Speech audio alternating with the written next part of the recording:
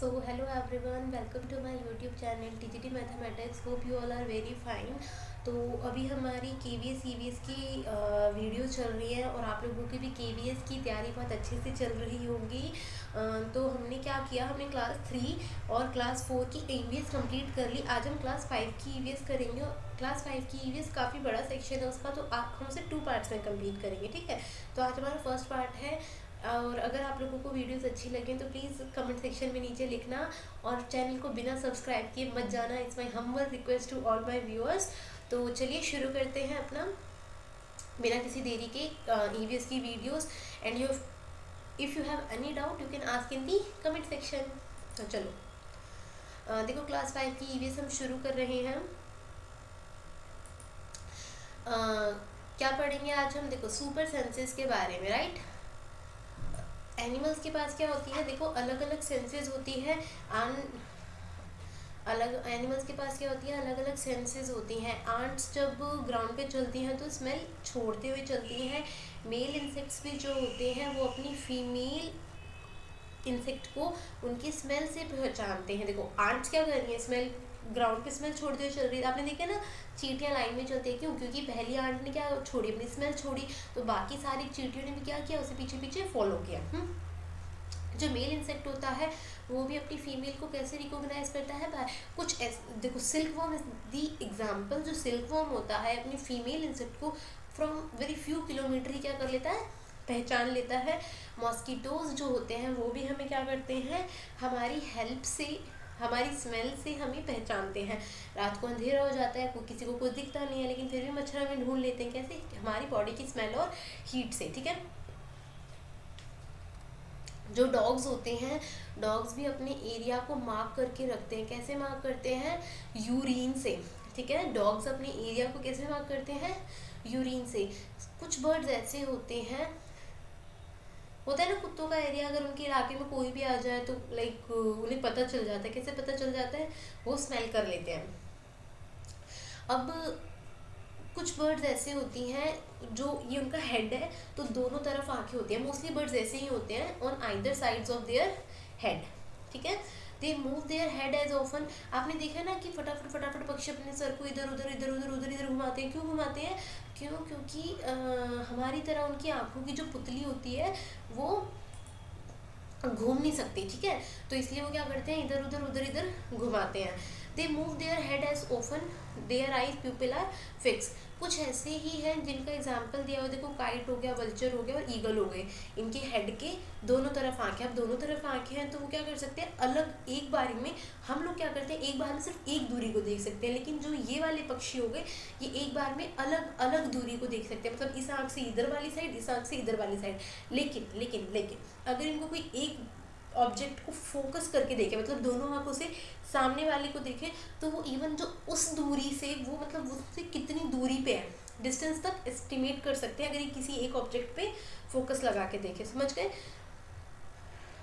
अब जो ये काइट हो गया, वल्चर हो गया और ईगल हो गया, इनकी बहुत शार्प आईज होती हैं। ये इवन जो हमसे 4 गुना ज़्यादा बेटर दिखते हैं। हम कितनी दूरी तक देख सकते हैं? हम देख सकते हैं अप टू 2 मीटर तक। लेकिन जो ये वाले बर्ड्स होते हैं, ये कहाँ तक देख सकते हैं? 8 मीटर तक, ओके। आउल एक ऐसा पक्षी है जिसकी आंखें किसकी तरह होती हैं? हमारी तरह। मतलब हमारा ये हेड हो गया, हमारी सामने आंखें, तो ऐसी आउल की भी क्या होती है, सामने आंखें होती हैं, हाँ। एनिमल्स, जो एनिमल्स रात को जागते हैं वो सिर्फ कौन से कलर देख सकते हैं? Black and white colour, okay. तो ध्यान रखना, जो एनिमल्स आप लोगों के रात को जागते हैं वो कौन से कलर देख सकते हैं? सिर्फ ब्लैक एंड वाइट कलर। आपको पिछली वाली क्लास 3rd 4th में पढ़ के आए हो, स्नेक क्या कर सकते हैं? सुन नहीं सकते, वो सिर्फ वाइब्रेशन को क्या कर सकते हैं? फील कर सकते हैं। दैट मीन्स अगर अर्थक्वेक आना होता है तो सबसे पहले कौन से एनिमल को पता चलता है? स्नेक को। लंगूर लीव्स हाई ऑन ट्री। लंगूर क्या रहता है? पेड़ पे सबसे ऊंचे रहता है, और अगर कोई दूर से खतरा आ रहा है तो इसे दिख जाता है, तो वो क्या करता है? स्पेशल वार्निंग कॉल देता है at the time of danger. ऐसे ही पक्षी भी क्या करते हैं? डेंजर के टाइम पे सिग्नल्स, वार्निंग कॉल देते हैं। They use different signals for different dangers. अगर खतरा पानी से आ रहा है, खतरा ऊपर से आ रहा है, खतरा नीचे से आ रहा है, कहीं से भी आ रहा है, तो वो हर खतरे के लिए उनके अलग अलग सिग्नल्स होते हैं, ठीक है। Animals behave in different way during disaster about to कम।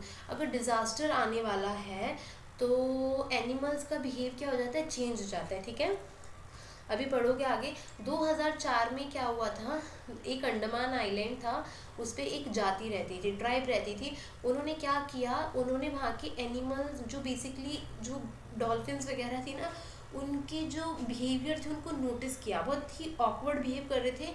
तो उन्हें लगा कि कुछ आपदा आने वाली है, तो उन्होंने क्या कर दिया, वहाँ से शिफ्ट हो गए। और कुछ टाइम के बाद जो वो आइलैंड था उस पर क्या आ गई, सुनामी आ गई, लेकिन वो सब लोग बच गए। तो नेचर को, जो नेचर में रहने वाला है वही पहचान सकता है।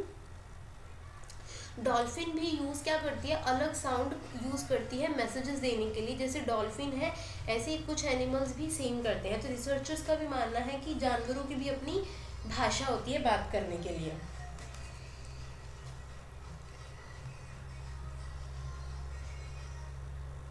ओके,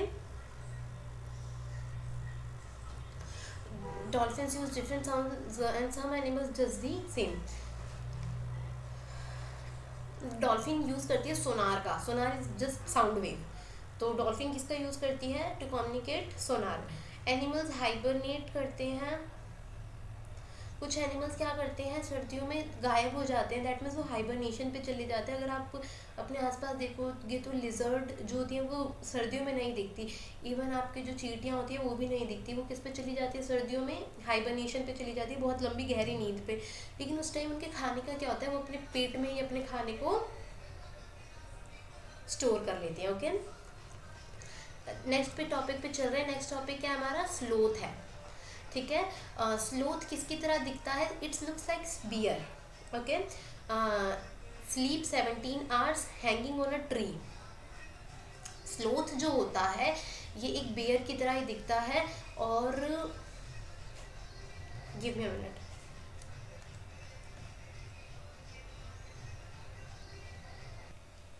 तो चलो देखो आगे, स्लोथ के बारे में पढ़ रहे हैं। तो स्लोथ किसकी तरह होता है, स्लोथ बियर की तरह लगता है, लेकिन एक्चुअल में वो बियर नहीं होता। स्लोथ बहुत ही एक लेजी एनिमल है। 24 घंटे में से 17 घंटे ही सोता है, पेड़ से उल्टा लटक के, हैंगिंग ऑन अ ट्री।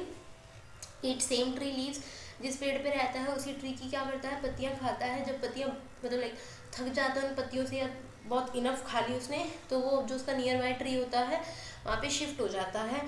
और अपने पूरे होल लाइफ टाइम, उसका लाइफ टाइम कितने टाइम पीरियड का है, 40 ईयर्स का है। सिर्फ कितनी पत्ती खाता, कितने पेड़ बदलता है, 8 पेड़ बदलता है।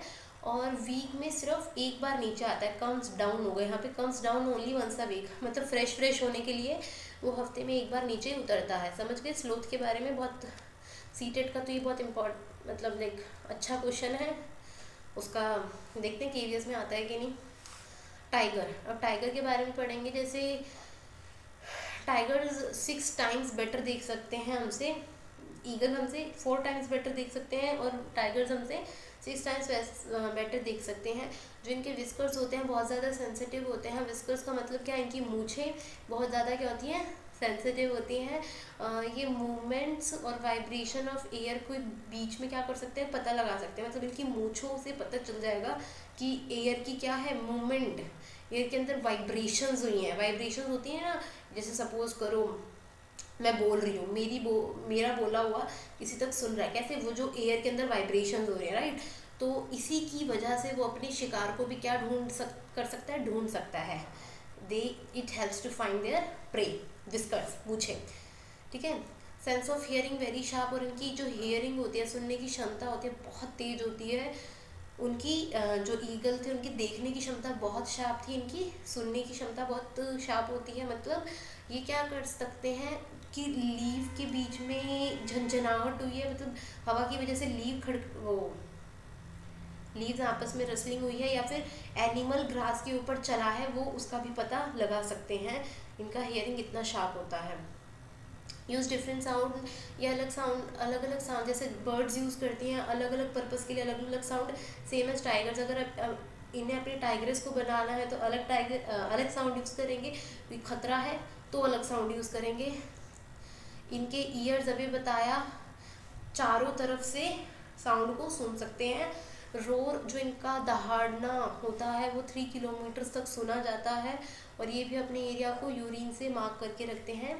ओके, तो ध्यान रखना।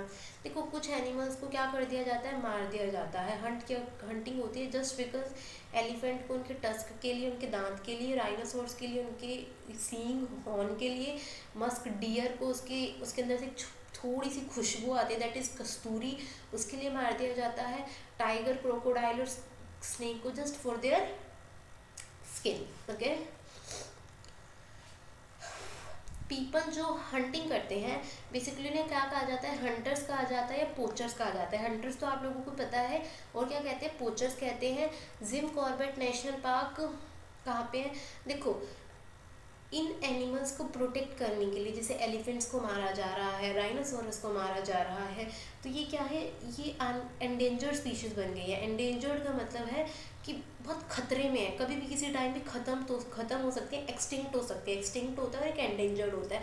एंडेंजर्ड का मतलब है कि खत्म होने की कगार पे है, और एक्सटिंक्ट का मतलब क्या होता है, खत्म हो चुके हैं। जैसे डायनासोर्स है, खत्म हो चुके हैं, राइनोसोर्स है, खतरे में है, खत्म होने वाले हैं। तो इनके लिए कहाँ पे बना है, राइनोसोरस के लिए काजीरंगा नेशनल पार्क बना है, मतलब कुछ एरिया रिजर्व किया है गवर्नमेंट ने जस्ट टू प्रोटेक्ट देम। तो असम में है काजीरंगा नेशनल पार्क, कुछ आपकी बुक में दे रखे हैं एनसीईआरटी में। Jim Corbett national park tigers के लिए कहाँ पे है, उत्तराखंड में है। घाना नेशनल पार्क है, ये घाना नहीं, ये आपका राजस्थान में है। ओके, तो यहाँ पे हमारा देखो फर्स्ट चैप्टर वाइंड अप भी हो गया, पता भी नहीं चला। तो ये जो है ना आपके, देखो एक बात ध्यान रखना कि इसके अंदर से पढ़ लिया ना आपने, पूरी बुक पढ़ ली, ये समझो यहाँ से आपने पढ़ा तो आपने पूरी बुक कंप्लीट कर ली। मैंने एक चीज़ भी नहीं छोड़ी है जहाँ से 1 लाइनर क्वेश्चन बनेगा। तो 2 पार्ट्स में है, तो और प्लीज़ प्लीज़ प्लीज़ लाइक कर देना if you like the videos, and subscribe करना चैनल को मत भूलना, ठीक है। सब्सक्राइब करके घंटी भी बजा देना, क्यों, इससे आपको नोटिफिकेशन मिलती रहेंगी। ओके, तो चलिए शुरू करते हैं। नेक्स्ट चैप्टर हमारा, नेक्स्ट चैप्टर क्या है, स्नेक चार्मर स्टोरी। ठीक है, कुछ डिज़ाइन स्नेक्स के हमें दिखते हैं कहाँ पे, रंगोलीज में यूज़ होते हैं, एम्ब्रॉयडरी में यूज़ होते हैं, डेकोरेशन में यूज़ होते हैं। मोस्टली कहाँ पे जगह है, ये सौराष्ट्र में, गुजरात में और साउथ इंडिया में। साउथ इंडिया में तो पूरा हो गया, गुजरात हो गया और सौराष्ट्र हो गया, गुजरात और सौराष्ट्र और साउथ इंडिया। ठीक है, स्नेक की स्टोरी है। तो देखो कालबेलिया एक ट्राइब है, एक जाति है जो स्नेक्स को क्या करती है, पालती थी। अपने परिवार का पालन पोषण उनके कौन करते थे, स्नेक्स करते थे। जैसे सपेरे होते, सपेरे में अलग अलग जातियाँ होती है, तो कालबेलिया एक जाति की बात करी हुई है। Snakes dance by playing been, ये क्या करते हैं, स्नेक्स को नचाते हैं अपनी बीन बजा के। लेकिन बीन, आपको लोगों को पता है कि स्नेक्स के कान तो नहीं होते हैं, तो वो क्या करते हैं, वो जो मूवमेंट होती है जो ये सपेरे करते हैं उसको देख के ही स्नेक्स क्या करते थे, मूव करते हैं। Snakes like treasure for them, snakes इनके लिए किसी बहुत ही वैल्यूएबल चीज़ से कम नहीं है। ठीक है, अपनी डॉटर की शादी पे भी ये क्या करते हैं, एक दूसरे को स्नेक्स ही गिफ्ट करते हैं। जैसे हमारे यहाँ सोना चांदी करते हैं, तो ये क्या करते हैं, स्नेक्स ही गिफ्ट करते थे। और ये अपनी एक जनरेशन से दूसरी जनरेशन को, मतलब भाई हम हो गए, अब तुम संभालो इस काम को, जस्ट लाइक दिस। तो ये यूज़ करते हैं बीन, टुम्बा, खंजीरी और ढोल। बीन, टुम्बा, खंजीरी और ढोल कहाँ यूज़ करते हैं, जब इनके यहाँ पे शादी ब्याह होते हैं, तो वहाँ पे ऐसा, हमारे यहाँ क्या होता है, ढोल लगाड़े शहनाई ये बजते हैं, तो इनके यहाँ बीन, टम्बो, खंजीरी और ढोल। बीन, टम्बो, खंजीरी और ढोल।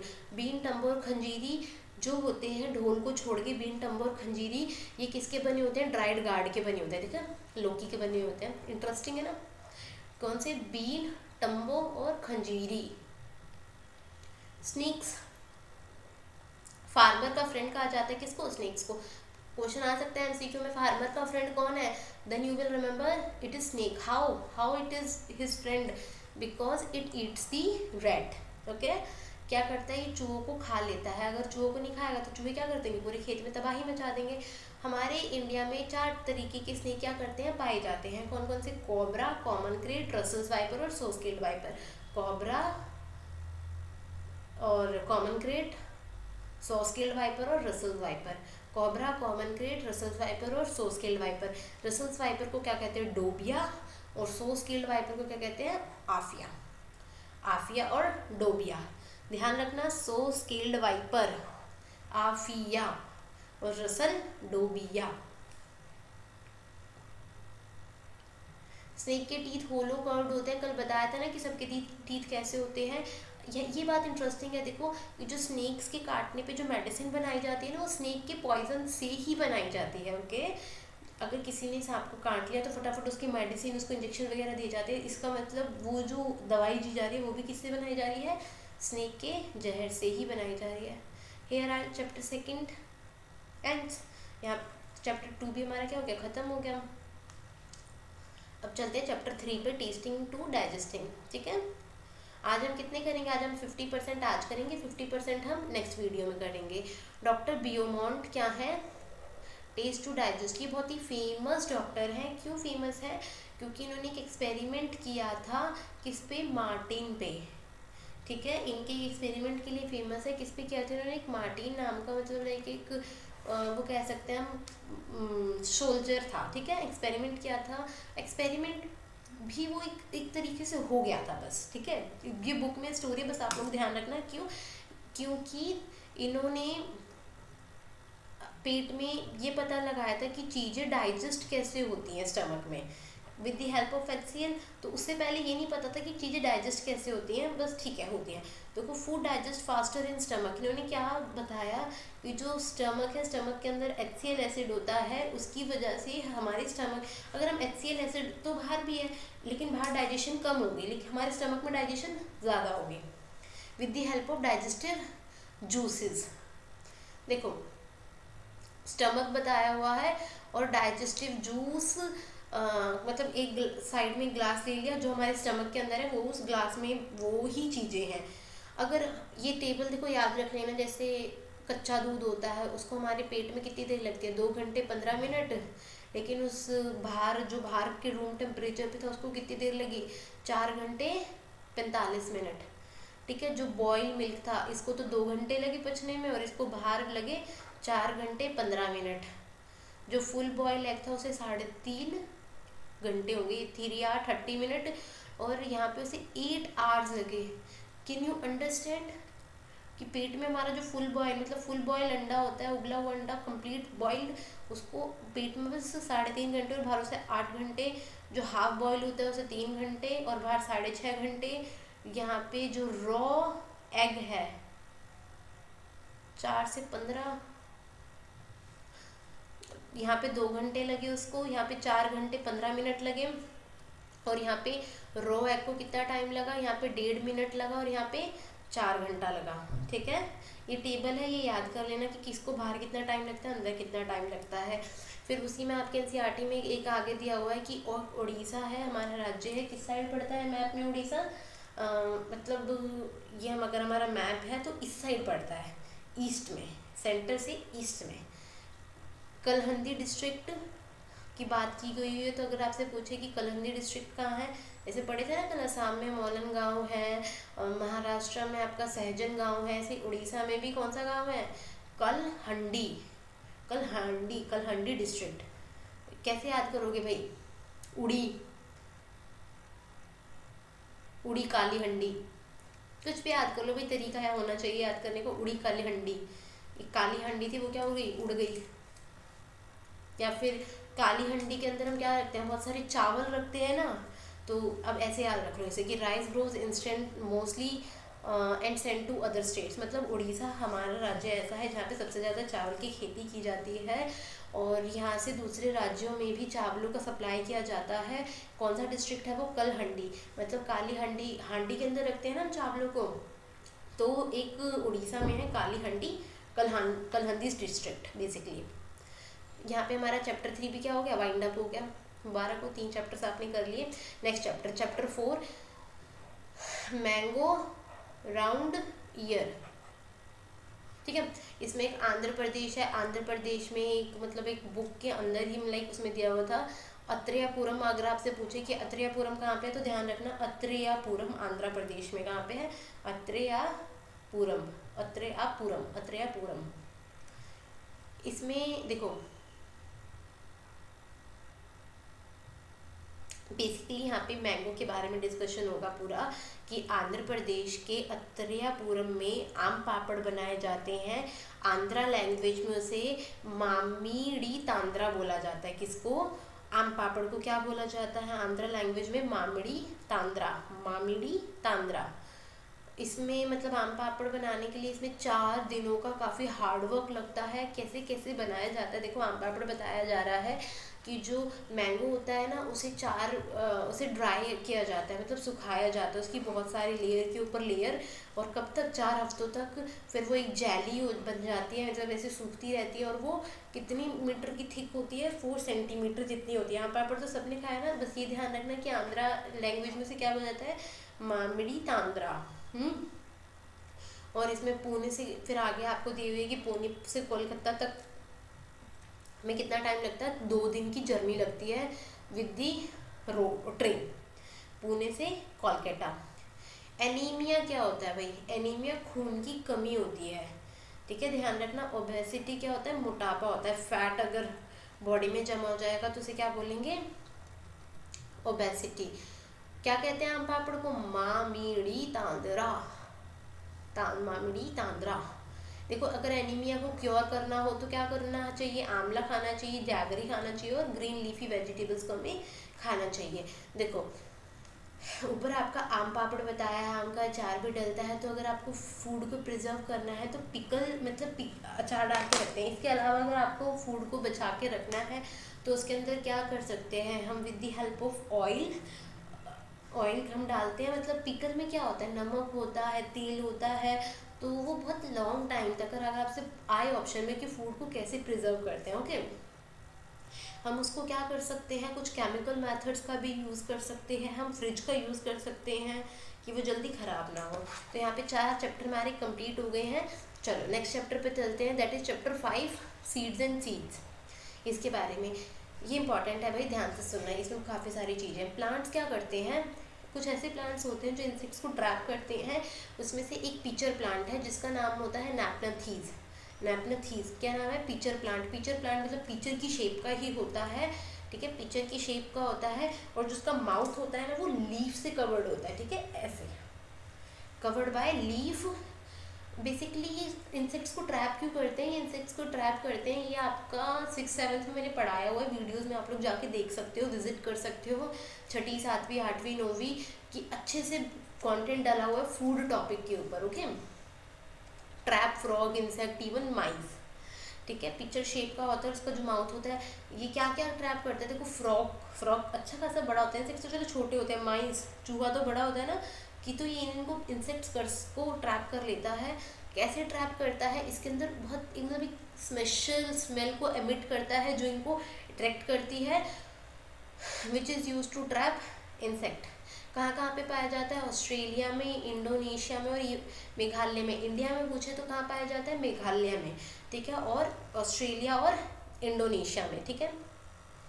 एक अगला है वेलक्रो स्टोरी। एक वेलक्रो की स्टोरी बताई गई है। बेसिकली वेलक्रो होता क्या है? वो जो बचपन में चेपी वाले जूते नहीं आते थे सैंडल्स में, तो वेलक्रो वो होता है, ठीक है, which is use to stick many things.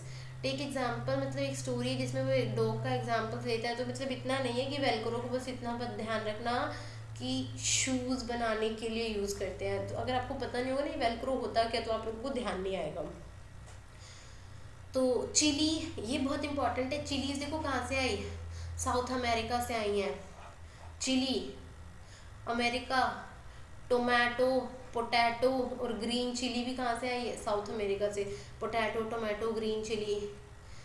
Cabbage and pea कहाँ से आई हैं? यूरोप, ठीक है, यूरोप से क्या आई है? कैबेज आई है और पी आई है। कॉफ़ी, बीन और भिंडी कहाँ से आए हैं? अफ्रीका से मिले हमें कॉफ़ी, बीन्स एंड भिंडी।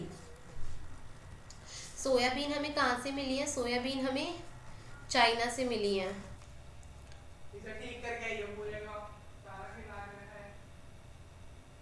तो चलो देखते हैं सोयाबीन कहाँ से आई है। सोयाबीन हमारी चाइना से आई है। तो सोयाबीन तो ध्यान रहेगी, soybean is just like non veg fast food की तरह है, तो चाइना से, ठीक है। देखो सोयाबीन के जब जो वो पॉड्स होते हैं, पौधे होते हैं, जब पक जाते हैं तो वो बर्स्ट करके, मतलब उसमें से पट्ट से निकल जाते हैं, ठीक है। सोयाबीन कहाँ से आई? चाइना से आई। कॉफ़ी, बीन और भिंडी कहाँ से आए? अफ्रीका से आए। कॉफ़ी, बीन और भिंडी अमेरिका से। देखो अमेरिका से बहुत कॉमन कॉमन चीज़ें आई। कॉमन में क्या हो गया आपके, जिसके बिना सब्जी नहीं बन सकती। सब्जी किसके बिना नहीं बन सकती? आलू, टमाटर और मिर्ची तो चाहिए ही चाहिए हर इंडियन को। आलू, टमाटर और मिर्ची, तो चिली और ग्रीन चिली हो गई, ठीक है। यूरोप वालों ने हमें क्या दिया? गोभी। और मतलब यूरोप वालों ने क्या किया? हमें पागल बनाया था, ठीक है। तो कैबेज इज जस्ट लाइक फूल, तो कैबेज याद रखोगे। और पी, एक दो चीज़ें याद रख लेना। और यूरोप, पी आ रहा है ना इसमें लास्ट में, यूरोप, पी तो ये लास्ट में, मैं तरीका बता रही हूँ जिससे आप लोगों को याद रहे। पी है ना लास्ट में, तो पी। और यूरोप वालों ने क्या करता, वैसे तो ब्रिटेन वाले थे लेकिन वो थोड़ा सा बिठा लो, यूरोप ने हमें क्या करा था? पागल बनाया था। दैट फ्रॉम, ये क्या हो गया? कैबेज यहाँ से आई है, ठीक है। अफ्रीका से कॉफ़ी, कॉफ़ी का कलर डार्क होता है, अफ्रीकन्स का भी कलर डार्क होता है। यहाँ पे किसी को भी, किसी भी कल्चर को यहाँ पे कुछ नहीं है, बस जस्ट टू रिमेंबर इट, ठीक है। बीन्स और भिंडी यहाँ से आई हैं, ठीक है। और चाइना से तो सोयाबीन आई ही है, ओके। चलो शुरू करते हैं, आगे बढ़ते हैं। और सोयाबीन का पौधा कैसे बर्स्ट करके निकलता है। चैप्टर 6 पे आ गए, एवरी ड्रॉप काउंट्स। ये भी इम्पोर्टेंट चैप्टर है, इसमें आपको पानी के बारे में बताया हुआ है कि एक एक बूंद कीमती है। देखो इसमें क्या लिखा है कि घासीदार घड़ीसर, घड़ीसर नॉट घासीदार, घड़ीसर है। घड़ीसर यहाँ पे जो सर है, SAR, जो ये जो वर्ड लिखा है सर, इसका मतलब होता है पौंड। देखो बुक में ना वर्ड यहाँ पे यूज़ किया गया है लेक, बट ना तालाब को पौंड कहते हैं, तो घड़ीसर एक तालाब का नाम है। ये घड़ीसर ये कहाँ पे है? जैसलमेर है। जैसलमेर में पानी की कमी है, तो याद रखना ये जैसलमेर में ये राजा घड़ी ने बनाया था, तो उसी के नाम पे पड़ गया ये घड़ीसर, ठीक है। उस टाइम पे ये बहुत ही अच्छा सोर्स था वाटर का, ठीक है। जैसलमेर में कोई पुरानी कहानी है। इसके साथ 9 तालाब जुड़े हुए थे, ठीक है। किसके साथ? घड़ीसर पॉन्ड के साथ। बेसिकली यहाँ पे क्या था, यहाँ पानी की बहुत कमी थी, तो यहाँ पे ना एक तालाब बनाया हुआ था जिसके साथ 9 तालाब आपस में कनेक्ट थे। मतलब अगर ये तालाब भर जाएगा तो पानी कहाँ जाएगा? दूसरे तालाब में जाएगा, वो भी भर जाएगा तो तीसरे तालाब में जाएगा। क्यों? क्योंकि जैसलमेर में क्या होती है? पानी की कमी होती है, तो उस टाइम वहाँ पे इस तरीके से पानी स्टोर किया जाता था। अलबरूनी क्या है? अलबरूनी एक बहुत ही मतलब ट्रैवलर है, यात्री है। किस टाइम आया था ये? मोहम्मद गजनवी के साथ आया था, जब मोहम्मद गजनवी ने अटैक की थी इंडिया पे, तभी उसके साथ आया था। ये क्या करता था? जगह जगह घूमता था और बुक्स वहाँ के बारे में लिखता था। कहाँ से आए ये? जो उज्बेकिस्तान है वहाँ से ये इंडिया में आए थे। He is a writer and he gives information about pond. उन्होंने यहाँ पे क्या किया था? यहाँ के तालाब के बारे में अपनी बुक्स में लिखा था।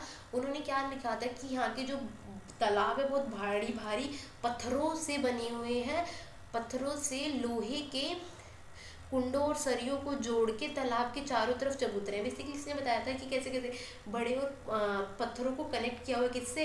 लोहे से और सरियों से, और उनको कनेक्ट करके ये बनाए गए हैं तालाब। और इसके आसपास में बहुत भारी भारी क्या है?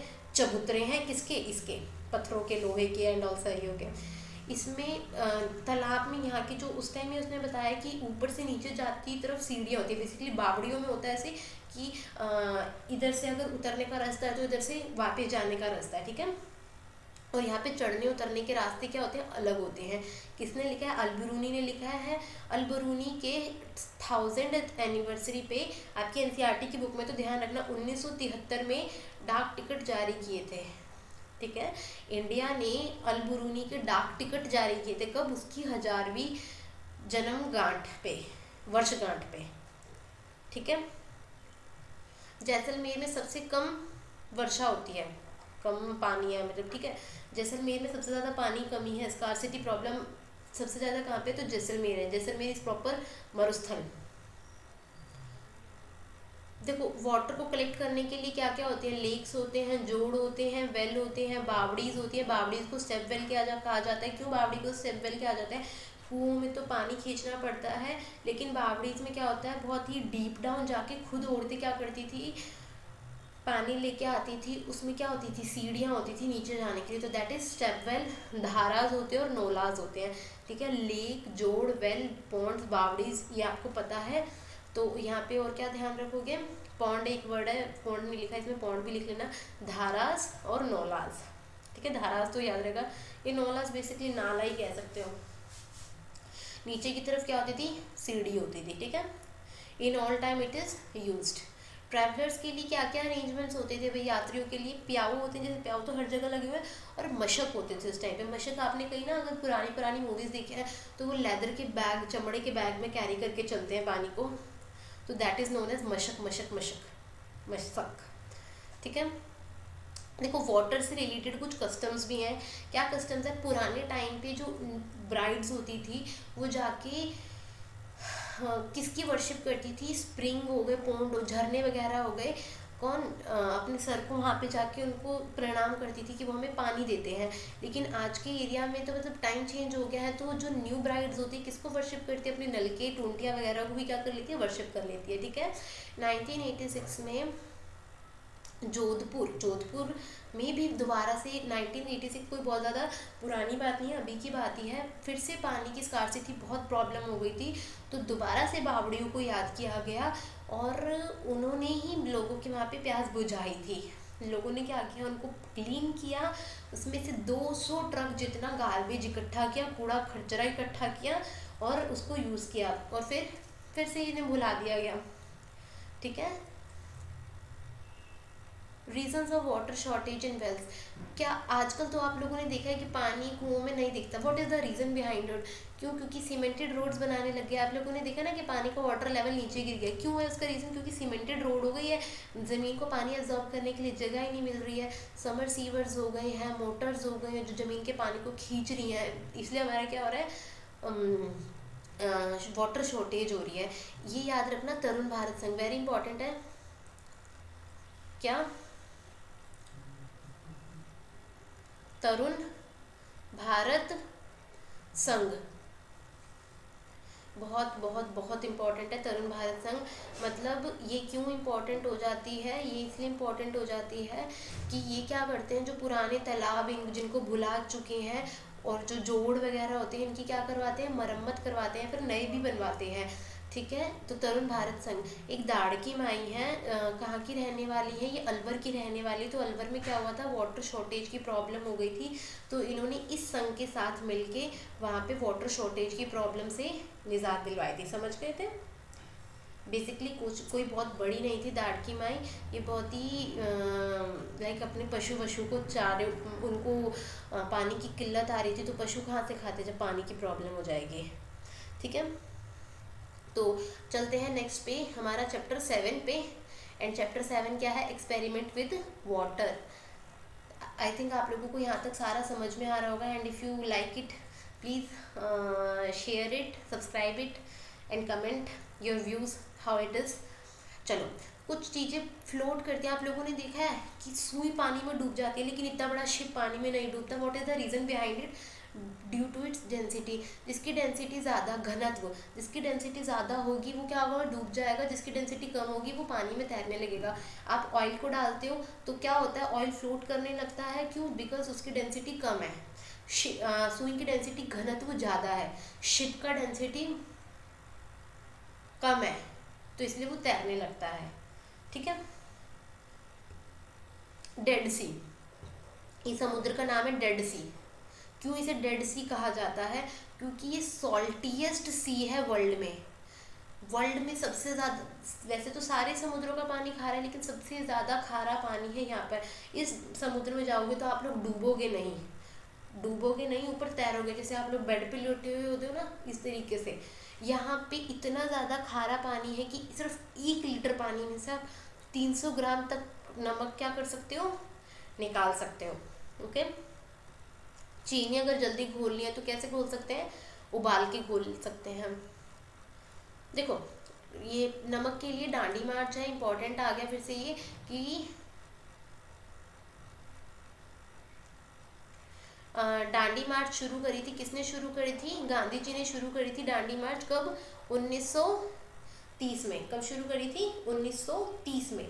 क्यों शुरू करी थी? क्योंकि जो अंग्रेज थे उन्होंने नमक पे क्या लगा दिया था? टैक्स लगा दिया था।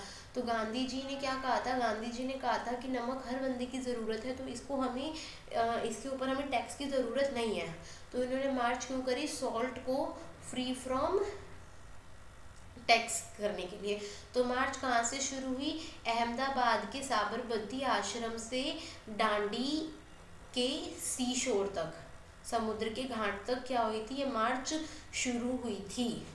ठीक है, दांडी शीशोर अगर आपसे पूछेंगे कहाँ पे है तो क्या आंसर दोगे? कहाँ पे है गांधी शीशोर? तो ये आपका आंध्र प्रदेश में है, शायद गुजरात में नहीं है। दांडी शीशोर आपका अहमदाबाद उसमें ही है, आंध्र प्रदेश में। एक बार मैं चेक कर लेती हूँ।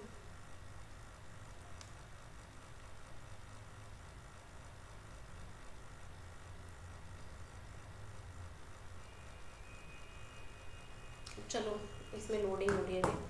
हाउ टू मेक सोल्ट, नमक कैसे बनाया जाता है? Dandi the village, no no no no no no no, Dandi आपका गुजरात में ही है। I am wrong, I think वो कोई दूसरा क्वेश्चन था। तो दांडी आपका गुजरात में ही है। आंध्र प्रदेश नहीं, दांडी आपका गुजरात में है। I am extremely very sorry. Salt को कैसे बनाया जाता है? सी वाटर को कलेक्ट किया जाता है। बेसिकली वहाँ पे एक सैंड, जो आपका जो सैंड होती है उसमें बहुत ही शैलो बेड्स होते हैं, मतलब अंदर की तरफ। वहाँ पे सी वाटर को कलेक्ट किया जाता है, फिर वहाँ पे सूरज की रोशनी में पानी क्या होता है? उड़ जाता है, इवापोरेट हो जाता है, और नीचे क्या बच जाता है? नमक बच जाता है। तो बस इतना ही है कि उसको कैसे बनाया जाता है। यहाँ पे चैप्टर 7 भी क्या हो गया हमारा? वाइंड अप हो गया। चैप्टर 8 इंपॉर्टेंट चैप्टर है। ट्रीट फॉर मॉस्किटो, मतलब मॉस्किटोज के बारे में होगा इसमें। माइक्रोस्कोप क्या होता है? माइक्रोस्कोप एक तरीके का डिवाइस है जिसका यूज़ करके हम 1000 टाइम्स चीज़ों को बड़ा देख सकते हैं। ठीक है। मलेरिया किसकी वजह से होता है? ध्यान रखना, ये होता है वाटर की वजह से। और को हमेशा काटती मच्छर ही है, कभी भी मतलब मादा मच्छर काटती है, नर मच्छर नहीं काटता। फीमेल्स काटती है, मेल्स नहीं काटते। तो कौन किसकी वजह से होता है मलेरिया? फीमेल एनाफ्लीज की वजह से क्या होता है? नाम याद रखना इंपॉर्टेंट है। मलेरिया होता है। कैसी दिखती है ये? ब्राउन इन कलर होती है। और क्या होते हैं? स्पॉटेड विंग्स होते हैं। ठीक है। और क्या होते हैं? स्पॉटेड विंग्स होते हैं। मलेरिया की देखो मेडिसिन क्या है? बहुत ही ओल्ड टाइम से, ड्राइड एंड पाउडर्ड बीक। किसका dried and powdered bark? Cinchona tree का। किसका? किंचोना ट्री का। ठीक है। बहुत ही ऑल टाइम से क्या हो रहे हैं? ड्राइड एंड बार्क, मतलब एक ये आपका कौन सा ट्री है? किंचोना ट्री है। सिंकोना बोलते हैं शायद इसे। सिंकोना ट्री है। सिंकोना ट्री है, उसकी छाल को सुखा के उसको पानी में उबाल के पेशेंट को दिया जाता है। लेकिन आज के टाइम में ये टैबलेट के फॉर्म में ही आ रही है। ठीक है। तो मलेरिया की मेडिसिन अगर पूछे तो सिंकोना ट्री है, उसकी छाल को उबाल के देते हैं। एनीमिया ऊपर भी बताया था कि आयरन की कमी हो जाती है तो एनीमिया होता है। आंवला खाना चाहिए, जैगरी खानी चाहिए, ग्रीन लीफी वेजिटेबल्स खानी चाहिए। ओके। तो एनीमिया बहुत ही मोस्ट कॉमन है, दिल्ली के स्कूल्स में था, और बहुत सारे लोग इससे ग्रसित से, एनीमिया से, वहाँ के बच्चे। तो अगर एनीमिया होगा तो क्या होगा? उनकी ग्रोथ पे फ़र्क पड़ेगा, उनके मेंटल एबिलिटीज़ पे फ़र्क पड़ेगा। ठीक है। यहाँ तक समझ में आ गया एनीमिया के बारे में। चलो आगे बढ़ते हैं। This picture is blur.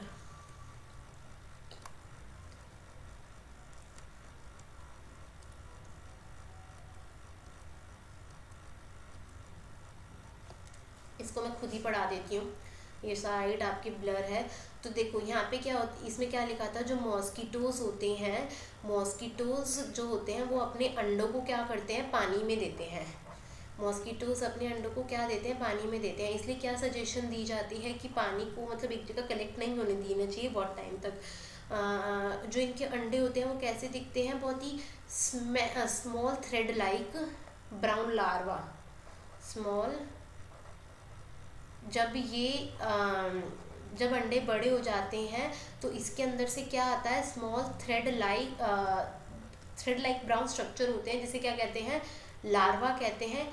किसमें से, अंडों में से निकलता है, came from egg, came from egg. Mosquito से अंडे दी कहाँ पे, पानी में, और किसमें हो जाते हैं, लार्वा में कन्वर्ट हो जाते हैं। और वह कैसे दिखते हैं, small thread like brown colour का स्ट्रक्चर होता है, ठीक है। आपको भी यहाँ पे बताए हुए थे कि मॉस्किटोज ना हो तो उसके लिए, ठीक है, क्या दिए हुए हैं, स्टेप्स दिए हुए हैं कि ना हो वो। तो स्टेप्स में आप लोगों को मैं ऐसे ही बता देती हूँ क्या क्या स्टेप्स होंगे कि मॉस्किटोज ना हो। एक तो ऑयल डालोगी, किसमें, वाटर में ऑयल डालोगी।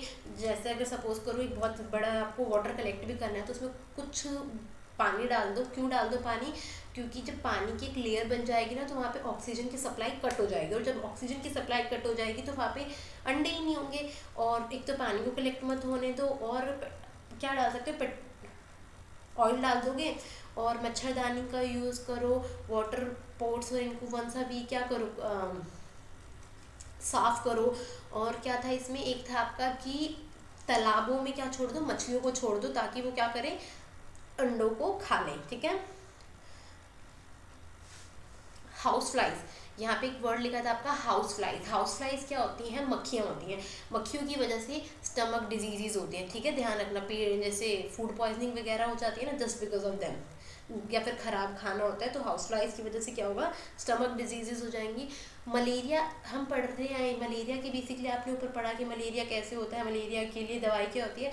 मलेरिया को मतलब बताया किसने था कि मलेरिया है, ये मलेरिया मच्छी मलेरिया नाम के मच्छर किसने काटा, फीमेल एनाफिलीज ने काटा। तो किसने बताया, ये रोनाल्ड रॉस थे।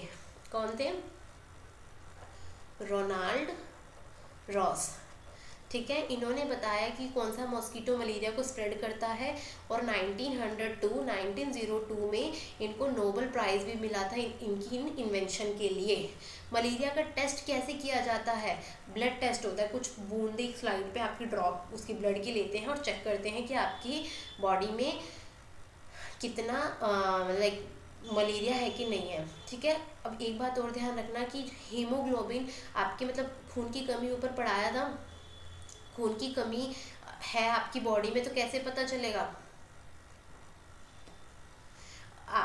मतलब नॉर्मल खून कितना होना चाहिए, 12 से 16 ग्राम होना चाहिए, ठीक है, 12 से 16 ग्राम होना चाहिए हीमोग्लोबिन नॉर्मल। और मच्छर जो ये वाटर बॉर्न डिजीज़ है ये कौन कौन सी होती हैं, मच्छरों की वजह से, बेसिकली डेंगू, मलेरिया और चिकनगुनिया, ठीक है, जो आपकी वाटर से भी हो सकती हैं। और ये जो मच्छरों के मॉस्किटोज़ की वजह से जो होती हैं, डेंगू, मलेरिया एंड चिकनगुनिया, ठीक है। चलो आगे बढ़ते हैं। चैप्टर 9 आपका, चैप्टर 9 करवा देते हैं, बाकी कल करेंगे, ठीक है।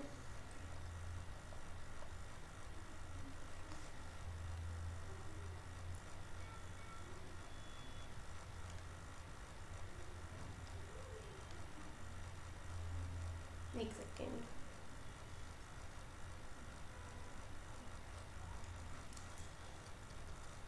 चैप्टर 9 भी इम्पॉर्टेंट, मतलब ठीक है इसमें इतना कंटेंट नहीं है बट इम्पॉर्टेंट है अपयूगो, ठीक है। बेसिकली इसमें माउंटेन के बारे में बताया हुआ है। एक हमारे एक केवीएस टीचर थी इसमें, संगीता अरोड़ा, उन्होंने अपनी एक डायरी लिखी है, वो गई होंगी तो वो ये चैप्टर उन्हीं के बारे में, ठीक है। केवीएस अरोड़ा संगीता टीचर, उन्होंने एक डायरी लिखी है, चैप्टर उसी के बारे में है। कब की बात है, 2 फरवरी 1984 की बात है, ठीक है। कब की, 1984 की। नेहरू इंस्टीट्यूट ऑफ माउंटेनियरिंग है, कौन सा institute, Nehru institute of mountaineering, कहाँ पे है, उत्तरकाशी में है। इसके डायरेक्टर कौन है, ब्रिगेडियर ज्ञान सिंह, ठीक है। कहाँ पे है, नेहरू इंस्टीट्यूट ऑफ माउंटेनियरिंग कहाँ पे है, उत्तरकाशी में है। और इसके डायरेक्टर कौन है, ब्रिगेडियर ज्ञान सिंह, ओके। देखो इसमें 7 सिस्टर्स के बारे में बताया हुआ है, तो 7 सिस्टर्स आपको ध्यान रखना, याद नहीं होती तो ये ट्रिक लिखी हुई है, TM Amina, TM Amina. T का मतलब है त्रिपुरा, एम का मतलब क्या है, मिजोरम, ए का मतलब क्या है, अरुणाचल प्रदेश, एम का मतलब क्या है, मेघालय, आई यहाँ पे देखो एम और आई इकट्ठा है ना, तो ऐसे ध्यान रखना ना, मिजोरम, ठीक है। मणिपुर, मेघालय एंड मिजोरम। एनसी क्या हो गया, नागालैंड, और ईसी क्या हो गया, असम। These are 7 sisters. याद होती है तो वेल एंड गुड, नहीं याद होती तो स्ट्रिक्ट से याद रख लो। ठीक है। पहाड़ पर 90 डिग्री के एंगल पर चलना चाहिए। ध्यान रखना, अगर आप लोग ट्रैकिंग कर रहे हैं तो आपको कितने डिग्री के एंगल पे चलना चाहिए, ऑलवेज 90 डिग्री, मतलब कमर सीधी। और अगर कमर सीधी नहीं रखोगे, ऐसे झुक के चलोगे तो गिर जाओगे। ठीक है। नीचे उतरने को, जैसे जो हम पहाड़ से नीचे उतरते हैं तो इसे क्या कहते हैं, रैपलिंग कहते हैं। What is the word, rappelling. Okay, तो चलो आगे देखो। फर्स्ट फीमेल कौन थी जो माउंट एवरेस्ट पे चढ़ी थी, you know very well, that is she is Bachendri Pal. ठीक है, कौन थी वो, बचेंद्री पाल थी। और वर्ल्ड में बचेंद्री पाल, इंडिया की तो फर्स्ट थी, लेकिन वर्ल्ड की कौन सी थी, 5th थी, जो उस पर चढ़ी थी, किस पे, माउंट एवरेस्ट पे चढ़ी थी। जो इनके गुरु थे वो कौन थे, ब्रिगेडियर ज्ञान सिंह ही थे। ब्रिगेडियर ज्ञान सिंह डायरेक्टर थे किसके, नेहरू इंस्टीट्यूट ऑफ टेक्नोलॉजी के। 1984 में बचेंद्री पाल को चुना गया। कब चुना गया था, 1984 में इन्हें चुना गया था। और माउंट एवरेस्ट तो इंडिया में बोला जाता है ना, लेकिन है का माउंट एवरेस्ट, नेपाल में। ध्यान रखना, माउंट एवरेस्ट इंडिया में नहीं है, ये नेपाल में है। और नेपाल में है तो नेपाली जो होते हैं इन्हें क्या बोलते हैं, सागर माथा बोलते हैं। ठीक है, माउंट एवरेस्ट को क्या बोलते हैं, सागर माथा बोलते हैं। माउंट एवरेस्ट की ध्यान रखना बेटा, हाइट 8900 मीटर होती है। ठीक है, कितनी हाइट होती है, 8900 मीटर होती है। और अभी आपको मैंने ऊपर बताया कि कब चुना गया बचेंद्री पाल को, 1984 में, फरवरी 1984 में चुना गया। और मई 1984 में जो बचेंद्री पाल थी, 23 मई 1984, डेट ध्यान रख लेना, क्या पता पूछ ले, क्योंकि ईवीएस में दिया हुआ है। बचेंद्री पाल पहाड़ पे, माउंट एवरेस्ट पे चढ़ी थी। ओके, कौन कौन से इक्विपमेंट्स चाहिए होते हैं, स्लिंग्स, पिटोन्स, हंटर शूज़ और स्लीपिंग बैग्स। और भी कुछ चीज़ें, लेकिन ये रॉप्स वगैरह हो गई, ये चाहिए होती है। लेकिन स्लिंग्स, पिटोन्स, हंटर शूज़ और sleeping bags, slings, pitons, hunter shoes और स्लीपिंग बैग्स, ये चीज़ें क्या होती हैं, चाहिए होती हैं। ठीक है, ये आपका क्या आ गया, चैप्टर 10 है। ठीक है, ये वाला चैप्टर कल पढ़ेंगे, कल की वीडियो में। तो अब आपके क्या हो गए, यहाँ पे हमने 9 चैप्टर कंप्लीट कर लिए, कल की वीडियो में हम इसको वाइंड अप कर लेंगे। ठीक है, 45% सिलेबस मान के चलिए, हमने 45% कंप्लीट कर लिया, 55% बच गया, तो उसे हम नेक्स्ट वीडियो में, नेक्स्ट पार्ट में इसको कंप्लीट कर देंगे, ईवीएस को। ठीक है, तो होप है कि आपको वीडियो पसंद आई होगी। And if you like the video, please share it with your friends and please subscribe my channel. और बताना कि आप लोगों को कैसा लगा, अपने रिव्यूज़ शेयर करना, and please please please subscribe the channel. तो मिलते हैं अपनी जल्दी नेक्स्ट वीडियो में, अपनी तैयारी ऐसे ही करते रहिए। तो okay, good day and have a nice day.